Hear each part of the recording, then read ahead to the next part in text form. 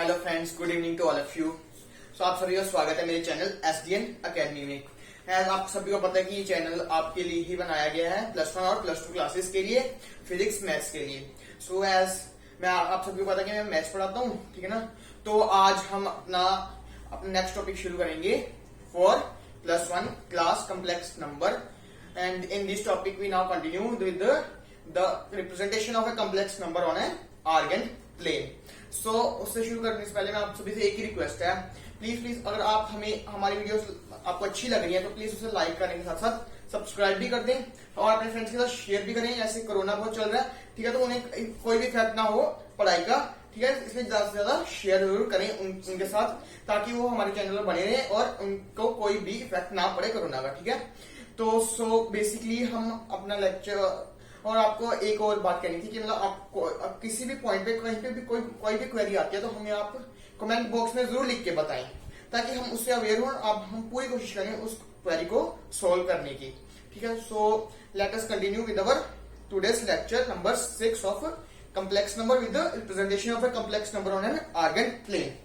So now we have continued with our lecture 6.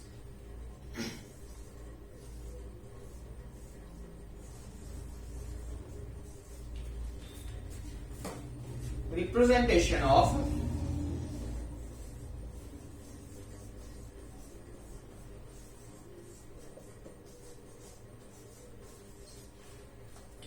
complex number on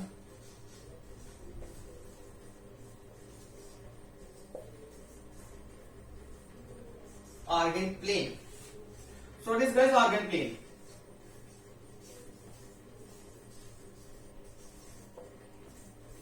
So guys, what is an argand plane?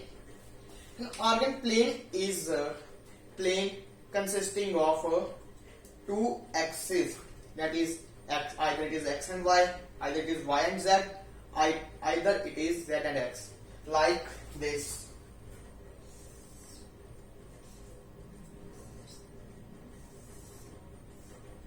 This is our argand plane. Either here is y axis, either here is an x axis. Either it is x axis, either it is a y axis. This is known as argand plane. Now today we now represent our complex number on this argand plane. This is also known as Gaussian plane also.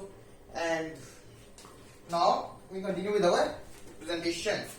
Now let consider a z, complex number z equals to x plus iota y. So we have to represent this number on an argand plane. For this for any complex number to be present on an argand plane, we require a real number and an imaginary number. If we didn't have real number, now we didn't present it on an argand plane only with imaginary number, because real and imaginary numbers are required to represent a single number on an argand plane. So for representing an argand plane, we require both real and imaginary part here. So how to represent real number and imaginary number on an argand plane? Let now take an argand plane here.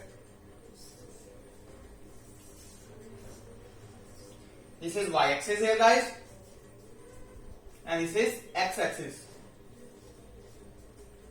So here is our x point is our x and y is y. So here is a point called P and here is a region called O. So here is a point x comma y which we have to represent. Take it as OP. Now as you know this point, now take this point as M and take this point as N. Is ON equals to y and here OM equals to x.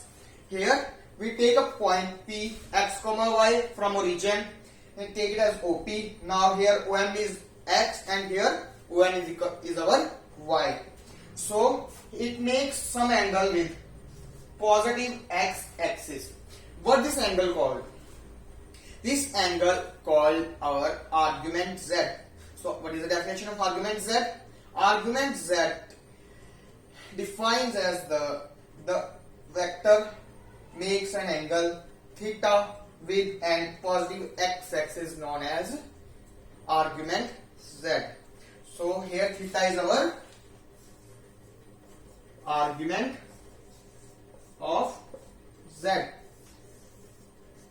What is our theta here is known as argument of z, and here OP is our modulus of z. OP is our modulus of z. How OP is our modulus of z? Let us now I tell you how OP is our modulus of z. So here guys, what is the length of this is a right angle triangle. So here OP is our hypotenuse, OM is our base, and PM is our perpendicular. So apply Pythagoras theorem here.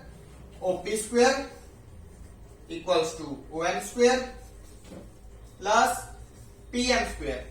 Here we have to find the OP square. So OP square, take it as a Z. It is equals to OM square. What is OM here guys? Here it is equals to X. And what is PM here guys? It is equals to Y. So here Z square equals to X square plus Y square. So now we have to find the value for Z. Take under root on both sides. We have Z equals to X square plus Y square. So what is it equals to under root X square plus Y square? If Z equals to X plus iota Y. It is known as modulus of Z that we have learned in our previous lectures. So from this we conclude that OP is our modulus of Z. OP is our modulus of Z. Now what we have to do, we have to find the argument of Z here. So how do we have to find the argument Z here?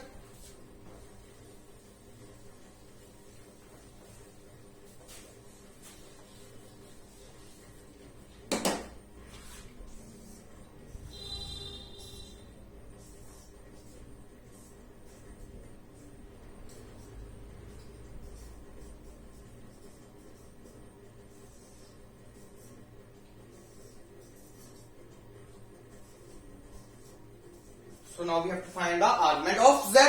So what is the argument Z here? From this triangle guys, this is a right angle triangle. So now what is tan theta here guys? Tan theta equals to PM over OM. Here PM over OM. So what is PM here guys? It is equals to Y. And what is OM? It is equals to X. Here Y over X. What is Y here in Z equals to X plus iota Y? It is imaginary part of Z. And what is X here? It is real part of Z. So here tan theta equals to imaginary part Z and upon real part of Z. So theta here is equals to, take tan on another side, we have tan inverse imaginary Z over real Z. So what we get at last, that argument Z means theta equals to tan inverse of imaginary Z upon real Z. Take this modulus. So here is a now guys one statement that there is an unlimited solution at the difference of 2 pi, but the solutions which come between minus pi to pi is known as principal solutions of an argument Z. So what is the statement guys? That there is many unlimited solutions from an interval of 2 pi, but the solution which comes in between minus pi to pi, it is known as principal solutions for a Z, means argument Z. I have written here guys, solutions between minus pi to pi is known as principal solutions.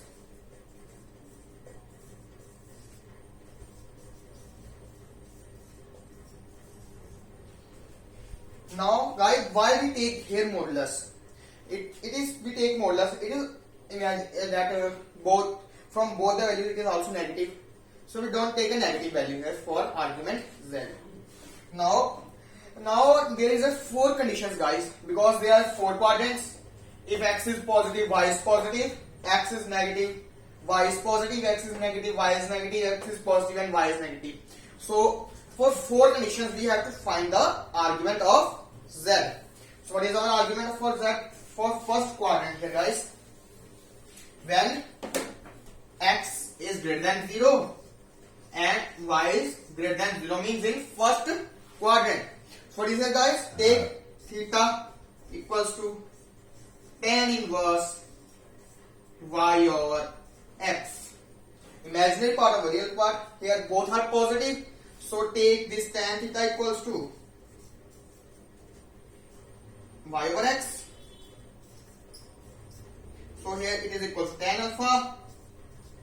Here theta equals to alpha. What is the argument of z in first quadrant, guys? That theta equals to alpha. If we have in our second quadrant, if there is a second quadrant means x less than 0, y greater than 0. So what is here, guys? Our argument z equals to that theta equals to pi minus alpha. What is here, guys? Equals to theta equals to pi minus alpha. Why we take it as pi minus alpha? Because we have to find the solution in between minus pi and pi. So for taking this principal solution, we have to subtract their angle from pi to find the argument of z. Now what is the condition for third quadrant? When both are negative. If x is less than 0 and y is also less than 0, then what is the condition, guys, for argument of z? That argument of z then equals to theta equals to alpha minus pi, because here both are negative. So we have to take the solution in between minus pi to pi for principal solution. So we subtract that angle from that pi from that angle to find its solution in between minus pi and pi. Because in third quadrant the angle is greater than 180 degree. So to take that angle in between minus 180 to plus 180, we have to subtract minus 180 from that angle. So this is the condition for third quadrant. So what is the, guys, fourth? If we have points in our fourth quadrant, so what is the condition, guys, here? If x is greater than 0 and y is less than 0. So what is the condition here, guys? So here argument z equals to theta equals to minus alpha or 2 pi minus alpha. These both conditions are correct for argument z in our fourth quadrant. So take the solution in minus pi to pi. We have to subtract it from 2 pi minus 2 pi, and also we have to take it as minus alpha, because we have to take the solution between minus pi and pi. So now we write the 4 conditions in four quadrants.